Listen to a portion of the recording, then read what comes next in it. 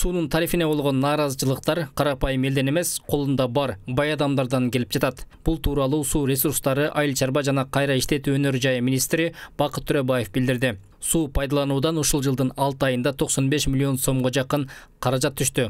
Бул өткөн жылга салыштырмалуу 3 эсе көп. Азыркы учурда суу пайдалануучуларга жаңы тарифтер боюнча түшүндүрүү иштери жүргүзүлүүдө. Учурда өлкө боюнча 960 айылга таза суу тартыла элек.